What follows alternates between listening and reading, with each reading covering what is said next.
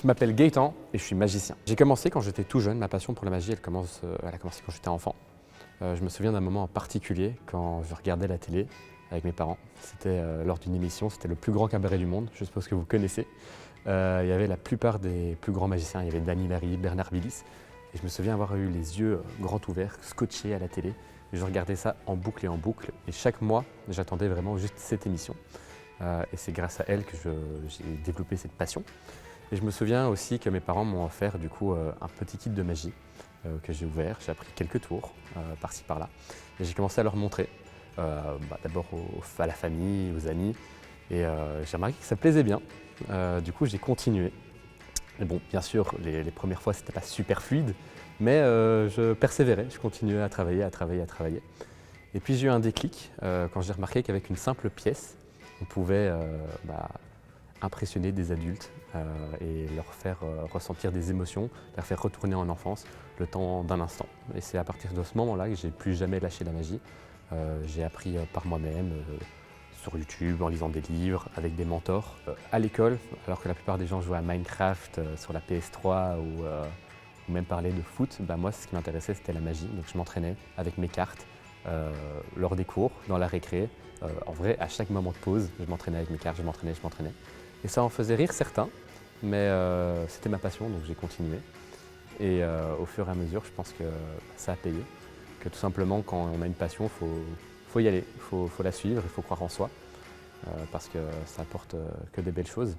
La magie, elle m'a permis de tout simplement prendre confiance en moi, de maintenant parler aux gens naturellement, de m'exprimer, tout simplement, de partager des émotions avec des gens et de rencontrer plein de personnes bienveillantes qui m'ont permis d'avoir créé des liens tout simplement avec eux. Et alors voilà, plus j'y pense, moi c'était vraiment mon rêve de gamin, on va dire, d'être magicien. Donc je suis fier quand j'y repense à ces images de moi en train de m'entraîner. Je suis fier de lui, je suis fier qu'il ait persévéré et qu'il ait réussi à faire de sa passion son métier, alors que la plupart des gens n'y croyaient pas. À force de pousser, me voilà, magicien avec ma boîte. Donc c'est plutôt sympa. Mes meilleurs souvenirs en magie, c'est difficile, j'en ai deux. Le premier, c'est quand j'étais parti aux États-Unis. Je suis parti 1 an à Portland, en Oregon. Et mon père d'accueil était magicien. Donc c'était une coïncidence de ouf. On a voyagé un peu partout aux États-Unis, et notamment au Magic Castle, qui est un endroit très prestigieux pour la magie. Et j'étais un des rares mineurs à y être rentré. Il fallait un bracelet spécial car on ne peut pas boire en dessous de 21 ans aux États-Unis. Dommage. Et puis voilà, donc c'est ce moment-là, il m'a fait découvrir ça et vraiment je suis rentré dans le cercle américain de magiciens. J'ai remporté 2 prix, donc le premier prix en close-up, en magie de proximité, et en magie comique à la SAM, donc la Society of American Magicians, en 2019 et 2020, donc voilà. Et mon deuxième souvenir privilégié, je dirais, c'est quand je travaillais en tant que consultant pour d'autres magiciens. Et grâce à eux, j'ai pu voyager à travers le monde, que ce soit Dubaï, Tokyo, Amsterdam, partout. J'ai vraiment voyagé partout, en Inde aussi, l'Inde, mon pays préféré maintenant. Et puis j'ai surtout vu les backstage des plus grosses émissions TV du monde, donc BGT, AGT, tout ça. Voilà. Donc j'ai vraiment pu voir l'envers du décor. Et donc ça m'a fait me faire ressentir une émotion plutôt sympa et particulière de voir l'arrière du décor de ces grosses émissions. Si je dois me décrire en un mot, je touche à tout. Donc quand j'ai besoin d'apprendre quelque chose, je l'apprends pour la magie. Donc j'ai appris à souder, à coudre, à coder, à utiliser des programmes hyper complexes pour de la 3D et de l'animation. Donc voilà, quand j'ai besoin de quelque chose, je l'apprends et puis je le fais. Donc je touche à tout.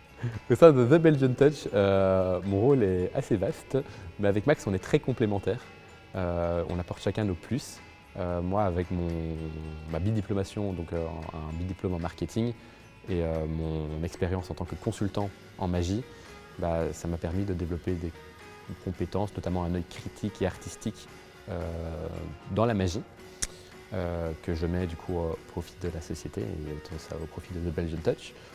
Et puis alors tout simplement, c'est plutôt le côté digital que j'essaye de mettre en avant. Donc j'essaye de moderniser la magie avec Max bien sûr.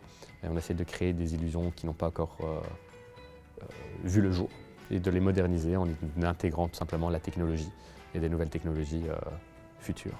Donc voilà, on essaie de moderniser tout ça et c'est très complémentaire. Puis j'ai aussi un background, un background en régie, donc je suis aussi le techos de la société. Donc ça veut dire que je m'occupe de tout ce qui va être régie et être sûr que sur l'événement, tout se passe bien et qu'il n'y ait pas d'erreurs techniques. Voilà.